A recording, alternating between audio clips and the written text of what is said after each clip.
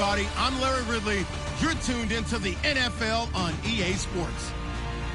The Redskins would love nothing more than to finish out today's game with a second notch in that win column. It's the Saints going up against the Redskins. With that, we'll send you up to FedEx Field and join our broadcasting team of Brandon Godden and Charles Davis. All right, Larry, we are due east from our nation's capital at FedEx Field in Landover, Maryland. Tonight, we begin Week 8 with a good matchup for you here between the New Orleans Saints and the Washington Redskins.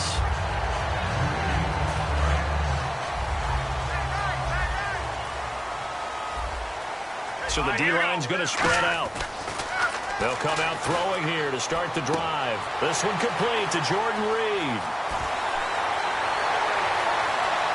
And he'll be down deep into New Orleans territory. A huge play there right off the bat. 65 yards. Coaches really don't care from what position they get this, but run after the catch ability, rack ability, is often the difference between winning and losing and changing field position. It's a gain of 5, and it'll be second and goal. First offensive series forthcoming. Deshaun Jackson, wide receiver that certainly needs no introduction in this league. He's truly one of those don't blink guys, because as soon as you do, he's past you and in the end zone, and doesn't mind letting you know about it too. And now a look at the Saints starting defense. Cameron Jordan is now one of those versatile defensive linemen who can play all up and down the front. Whether he's playing tackle or end, he knows how to make plays. And on the outside, they're playing press coverage. Under a heavy rush, and down he goes. Charles Tapper in there to drop him for his 5th sack of the year.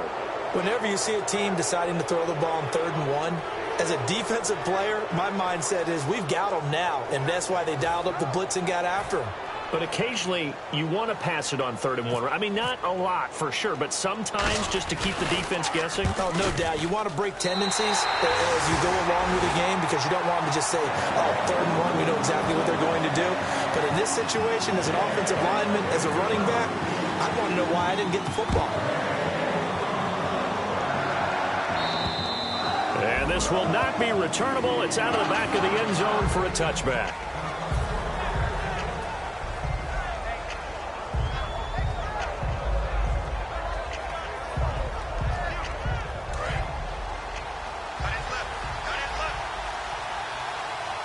Down, Breeze.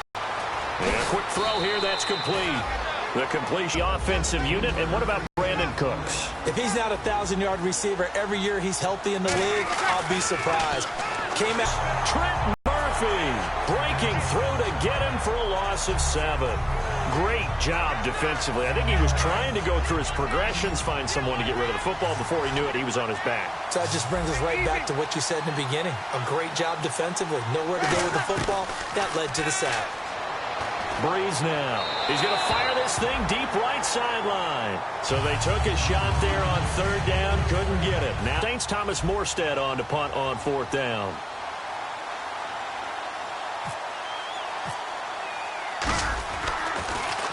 And the kick's away as he angles this one for the sideline. Out comes the Redskin offense now as they get set to begin another possession. And last time they got 3 points, but it was a chip shot field goal. And when you go to the sideline after a chip shot field goal, maybe the offense not too happy. It's a balancing act, isn't it? Because you're exactly right. They're none too pleased that they didn't punch it in for 6 points. But they also have to remember they did put points on the board. 3 points is 3 points. And in this league, you take points when you can get them. Not easily done. They'll look to throw here. And his throw is going to be incomplete. They were trying to get it there to Josh Doxson. And it'll bring up 3rd down.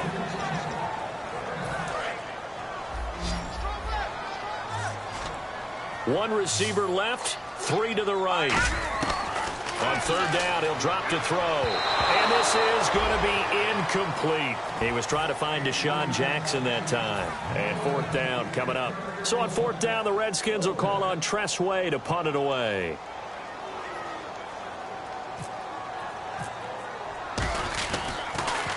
And he gets this away, and look at this. This is a good one. Oh, he'll field it in the end zone. Nearly a huge return, as it is still a very good one. 24 yards. And possession will switch hands, 1st and 10. Throwing on 1st down is Breeze. Trying to lay one up deep. And got his man complete. Touchdown, New Orleans. Brandon Cooks, 82 yards. And the Saints have taken the early lead. Good pass, clean catch, and a house call there on the fly route. And not that much room to operate. So that tells you about his acceleration. We always talk about being able to go from 0 to 60 real fast. It took him less time than that to get to top speed and complete that play. This is taken at the 3. And he will be marked down right there at the 20-yard line. A look at Washington as they come onto the field. And they're coming off a 3-and-out, my friend. I think they've got to look at that play sheet and go to a spot that they haven't gone before. Time to shake things up a little bit to try and get this offense moving. Okay, so how do you do that? How do you shake things up?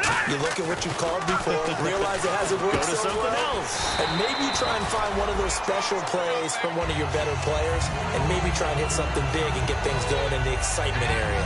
Some think that teams really won't throw a slant route unless you have a receiver that has a lot of stature to him. But sometimes the little guys, they get lost in there. People can't really locate them. And they run that quick cut on the slant, and oftentimes they can turn it into big plays. They get 5 out of that one, and it moves the chains. I'm going to show my age here a little bit. We used to talk about running backs catching the ball as safety valves. Nowadays, they're a big part of the passing offense. Quit acting like you're so old. You're only 65. And no escaping this time as he'll go down. They got him for a sack. Cameron Jordan in there to get him, and that's sack number 6 for him on the year. Here we go now. Green, 39. Out of the gun, they'll look to throw. Nowhere to go here. He lost the football. But the Redskins look to get this one back, and indeed they did. It's still Washington football. So it goes as a fumble, but the key thing, not a fumble loss. Yeah, that stat's big, isn't it? I mean, I remember watching teams play. The ball might be on the ground a number of times during the game. If the other team doesn't get it, that's a huge difference in the ball game. And in this case, they were able to retain possession. That's going to be knocked away and incomplete. Brandon, what we just saw there is something we hear from coaches throughout the league. How are you going to defend what they call the moment of truth ball, meaning a 50-50? The ball's in the air, defender's there, receiver's there. Who's going to make a play on the football? And in this case, the defensive guys actually got it done and knocked it away.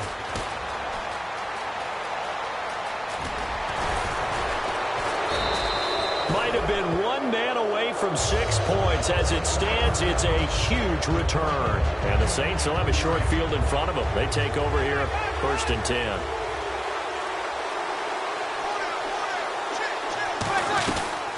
They'll run it now out of the gun. They're able to push forward for about 4 down to the 37.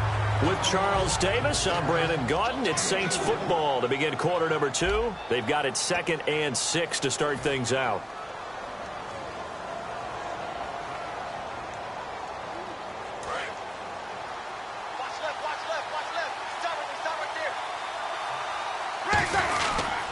They'll give it to him right up the gut. Give him 4 on the carry, and it'll make this a 3rd and about 2. When you find that kind of yardage, you couldn't be more confident as a ball carrier. And guess what? You're going to go back and tell your offensive coordinator, I'd like to keep carrying it, thank you. They'll run it now out of the gun.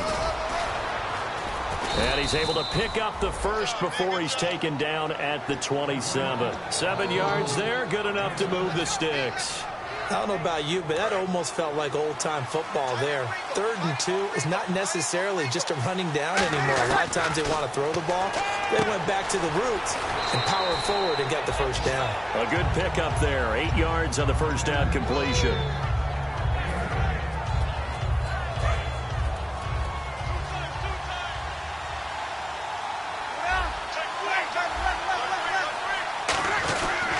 They'll give it to him right up the gut. And he'll take it down here just shy of the 15 at the 16-yard line. 3 yards there, good enough to keep the drive moving.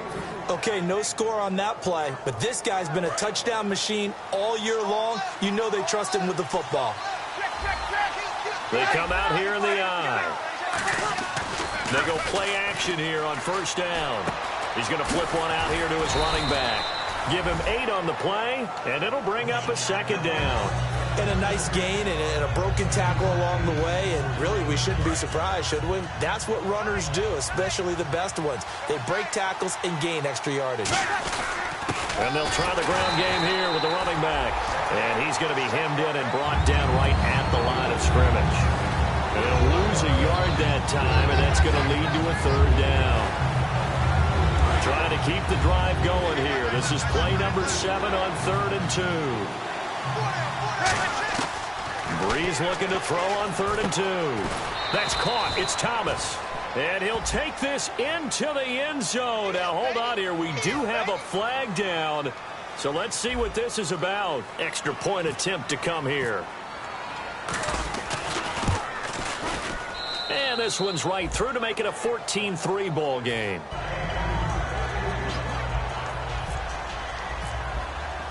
Morstead out now following the touchdown to kick.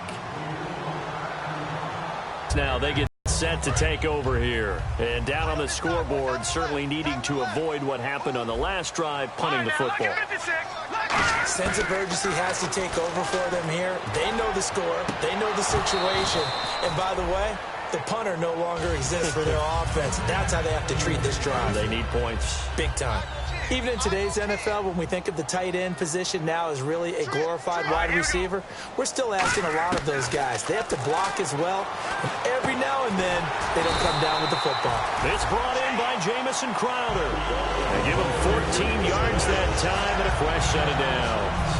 Never make the mistake that the slot receivers, especially the little guys like we're watching here, are just quicker than fast. A lot of them combine quickness and speed, and they catch a lot of footballs, as we just saw there. And it pops free. The collision there jarred the ball loose and brings up second down.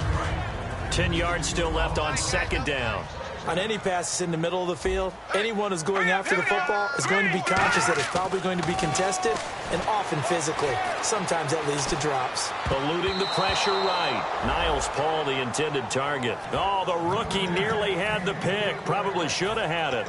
Third down now. One receiver left, 3 to the right. And some changes here as the D-line separates some. Again, he'll drop to throw. And he couldn't hang on to it through the contact. Incomplete.